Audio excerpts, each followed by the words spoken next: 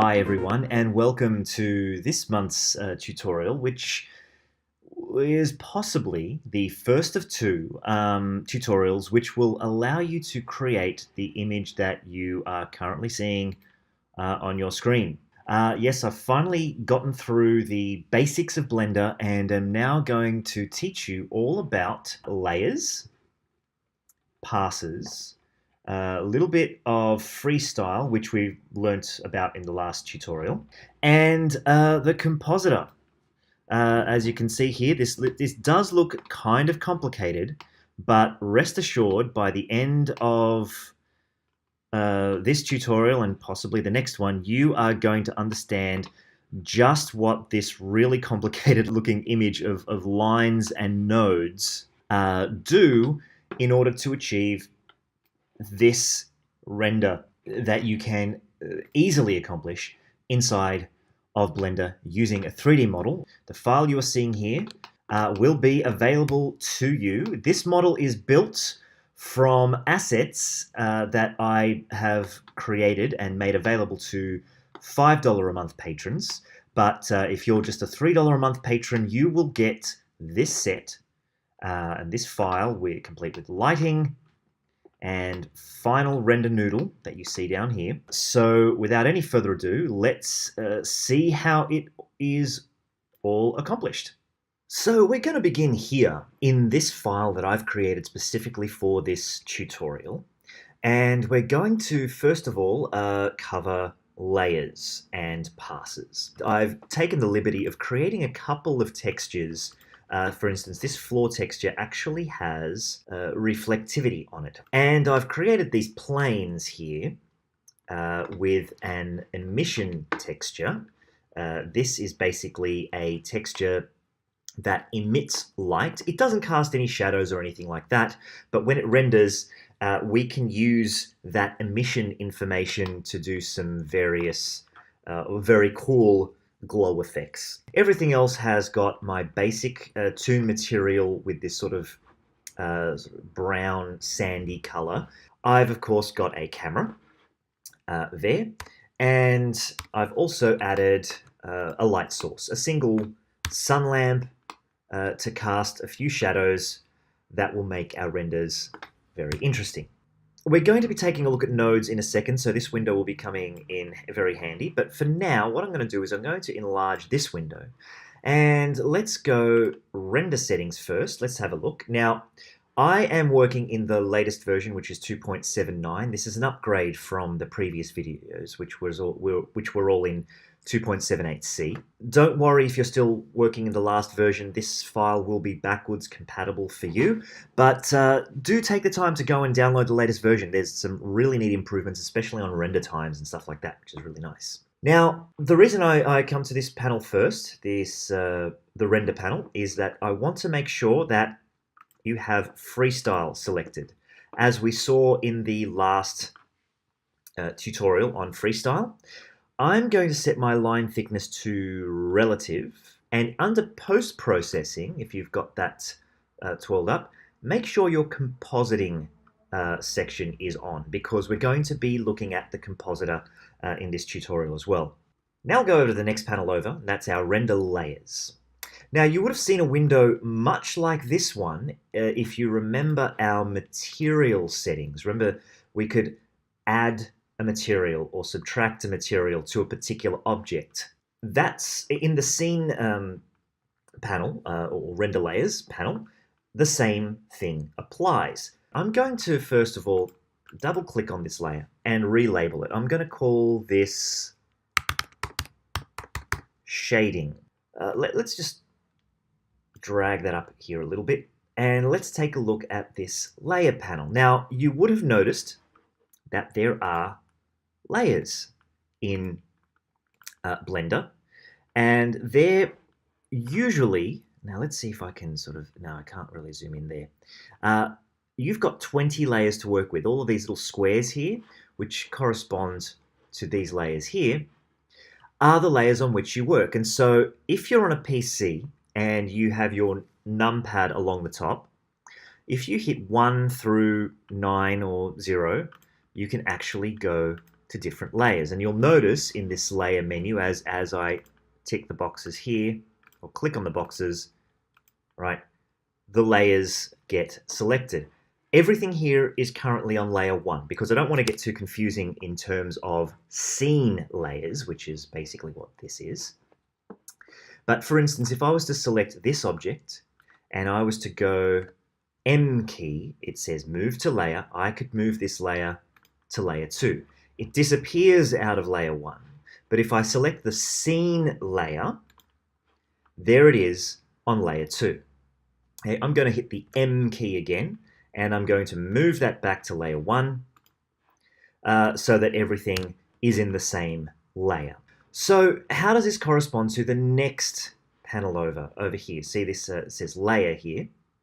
This section corresponds to what layers get rendered in this particular layer.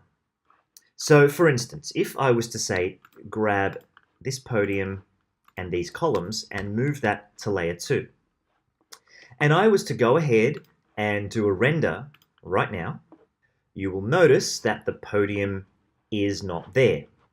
That's because my layer for this particular layer called shading is only set to 1. Now, if I was to go ahead and shift select 2, and if I was to shift select the scene layer there, render it this time, suddenly you notice that the podium is there and as are the columns. But if this shading layer only had layer 1 selected, the render would only render out what is on layer 1. So you can see both layers in the scene are selected. So if I was to go to my 3D view, I can see everything.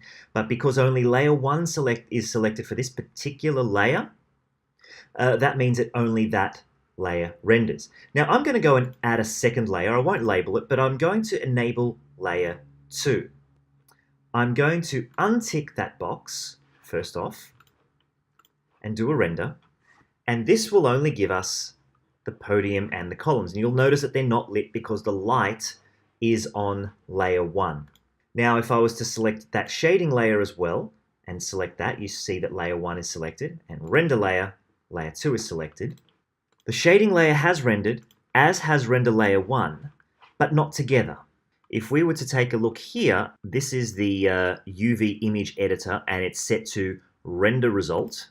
You can see that shading is the layer selected, but it also gives me the render layer, the second one, and I can actually see each layer that has rendered. We've split our model over 2 layers, and so it's showing us what each of those layers has rendered. But that's basically how layers work. Now I'm going to delete this layer. I'm going to go back to my 3D view, layer 2, select all, M for move, and move that back to layer 1. All right, so we're going to leave this mask layer and lights material for now. What is important is right underneath. These boxes are the information of what is included in a render. Let's leave alone Z mask and all Z right now, and let's take a look at what is ticked. Remember, this is all for this shading layer that we've created initially. It includes all solids information, that's solid faces. If we untick this and we do a render, no solids are rendered. So it's very important that we have solids. If we have any lights with halos, it will render the halo information as well, but we don't right now, so we're going to untick that box. Z transparent, again, I don't have anything transparent, but if you did, that means like if these were solid objects and they had transparency settings in their material, you would need that Z buffer to render, and I'm going to untick that. I need sky information for any holes. I don't need the edge, nor do I need freestyle, and I'll explain that in a moment. For this particular layer, all I want is the color information, and even though in our render panel we have enabled freestyle, we don't want any freestyle line sets or information. So if you've got something like line set under freestyle line set, do delete it for this particular layer. Now, Parsers, if you come from a Maya background, you'll be very well aware of parsers. Maya's had render parsers for quite some time. Basically, parsers are how a render is broken up. We've got things like vector information, normal information, UV, mist, etc., etc. And none of these boxes should be ticked by default. So we're going to go ahead and tick these. But before we do, I'm going to draw your attention to this screen down here that I've had open for a few lessons. And that is our node editor. Down the bottom, there's a few icons here, and I want you to tick the middle one, which is the compositing node. We're going to tick Use Nodes, and you should have render layers and a composite window. Now, if I'm going to get a render into the buffer here, and by having a render in that buffer, the compositor window is now filled. Okay. Now we're going to take a look at this compositor in relation to these layers because I want you to notice the correlation here. Under render layers, I'm going to zoom right in so you see. And the current render layer we have enabled is shading.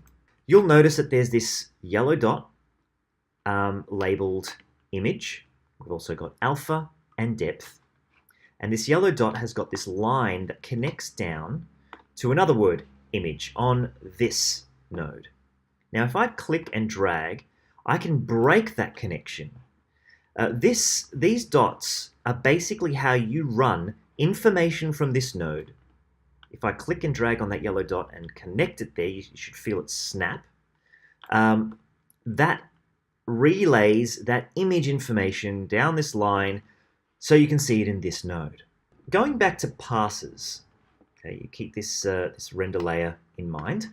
I'm going to begin to tick some boxes of some render parsers that I would like to use. For instance, color. As soon as I tick color, color information becomes available on this layer node. I'm not going to tick diffuse, but what I am going to tick is specular, shadow, emit, AO, and reflection. Now you'll notice these little camera settings down here.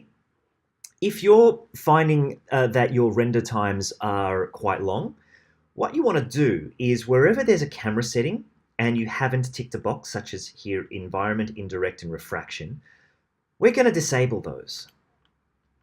What that does is it tells Blender, don't worry about rendering any information to do with those things.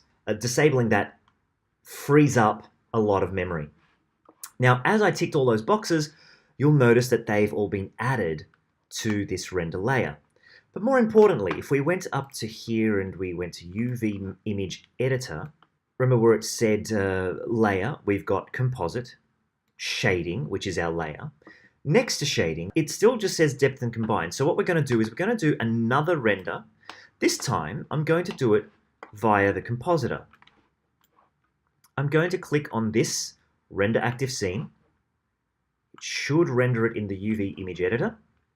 And now when we click this, all of our parse information is collected. Combined basically combines all the parses. If we click on color, it's just the color parse, only the color information. If we click on specular, we only see the specular highlights. If we click on reflect, we only see the reflection, and so on. We haven't got any AO information, so why don't we go ahead and get some of that by going to our world settings. Under here, under world, I'm going to click blend sky. I'm going to click on horizon color. I'm going to make that white, so we've got this nice gray blending, and I'm going to click on ambient occlusion. My particular settings have been preserved. Distance 12, fall off 1, samples 8. This is just sort of like a default that I like to use. We'll have to do another render and we'll see that it takes a little bit longer this time because ambient occlusion information is a little bit render intensive. So our ambient occlusion pass gives us this lovely diffuse shading. If I was to go to my shading layer, I can now go to AO and just see the black and white pass. Ambient occlusion is a method for shading which uh, simulates the real world effect of where two surfaces meet. The shadows are much deeper and darker at the meeting point, and then they kind of gradient out over the surface as more light scattering kind of fills in the shadows. And so you get this wonderful diffuse lighting pass. Now you can see that the combined version of this render is starting to look a little bit realistic. It's not looking like a toon shaded image just yet, but we're going to get there. But the first thing we need to do is add a freestyle layer. Now remember that in this shading layer, I disabled freestyle. And this is because by enabling it, what's going to happen is that it will draw the freestyle over it, but then I'll have no control over the freestyle elements. And what I want to do is use freestyle as a separate layer to combine with some of these passes and not others. So the first thing I'm going to do is add another layer. I'm going to make sure that the scene layers included in this render layer are just layer 1. Double click on that and I'm going to call this line work. In the include, I'm going to untick absolutely everything except for freestyle. Under here, to save render time, I'm going to disable all of these passes with the camera, and I'm not going to really tick anything else. The next thing down, we need to make a freestyle line set, so I'm going to go add line set, and then our information begins to be populated here. Okay, line style, let's just call this style 01. Our strokes, that's fine. Color, that's fine. Alpha is fine. Thickness, we're going to get back to this. Geometry, I'm going to bump this up to something like 150. You can even go right up to 250 if you want. Just the more geometry is taken into account, the more line work we tend to get. Okay, now thickness, I'm going to leave this at 3 for now so that we can, actually I'll bump this back to 2. And we're going to add a very special modifier in a second. But first off, we need a render. So it will do a combined render of both scene layers. So our shading layer looks just like it did before, but now we've got this line work layer, and if we take a look at this, we now have line work on a transparent background. I'm just going to show you the alpha so you can see it nice and clearly. We've got this line work selected. Let's close down these windows that we don't need just open just yet. Our thickness is set to 2, so this is a 2 pixel, 2 unit, to whatever it is in Blender, and each line has got the same thickness, as you can sort of see on this black and white relief. We want to refine this, which I'm going to show you how, but first we need to enable our layer. Now we can do it one of 2 ways. We can duplicate this layer, because in the roll down menu both layers are available, or we can go Shift A, find Input, Render Layers, there it is, and select Line Work, and there's our line work layer. So now we have 2 layers here, shading, which looks like this, and line work, which looks like that. So I'm going to grab that image and I'm going to bring it over to the composite window. And just so that we can see something, I'm going to add another layer. I'm going to go Shift A, Input, and I'm going to go RGB, because what I want is I want a white layer. And now what I'm going to do is I'm going to add another node, Shift A, under Color, Mix. Now this node here, if you bring a node over to a line, a connecting line, it turns orange. And if I do that, you'll notice that automatically this mixes. But what I'm going to do is I'm going to grab that RGB color and put that there, and then I'm going to put that image will automatically switch over. And so let's zoom up here to see what's going on. So the way this works, I'll just disconnect it all to show you how this works. From your line work render layer, you take the image node by clicking and dragging and bring that down to the bottom node, okay? And your RGBA node, you click and drag and put it to the top node. The reason why is because the top node is sort of like the layer, the first layer, and then whatever goes underneath kind of gets overlaid on that. And what I'm going to do is I'm going to click this button, include alpha of second input. And all this does, all I've done is created basically a layering system where you've got this white layer here. And now this could be any color you want. Like if I drag this down, you can get a gray tone. If I drag it up, you can get a white tone. I just want white, just so that we can see what the line works looks like. And this is just going to be temporary for now. Now I'm going to add a very special node here to my freestyle, which is different from the modifier that we added in the last lesson. Do you remember we went add modifier along stroke? The modifier I am going to add today is distance from camera. So I'm going to click on that, and I'm going to leave it at linear for now. Nothing yet has happened, but what I'm going to do is I'm going to switch over to my 3D view. The reason I'm going to do this is because I want to set a range without approximating how far away this back wall or this back column is from this camera. And the way I'm going to set this range is I'm going to select all by hitting A, or A again if you've got something selected. In top view, I'm going to make sure that my light is deselected because I don't want the light information to be included in this selection. I just basically want the camera and the set. Okay.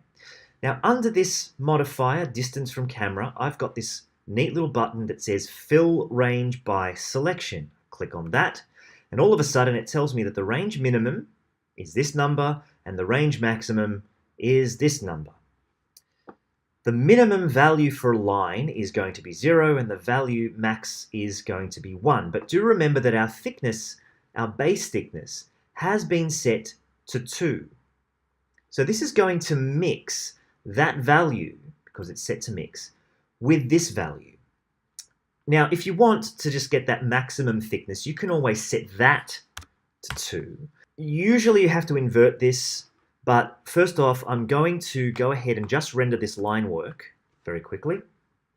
You notice that it renders very fast because it's got no solid information that it actually has to render. But it does this freestyle view map creation, and it's doing a render as it's calculating the line work before combining it with our RGB layer over here. And already I knew this was going to happen.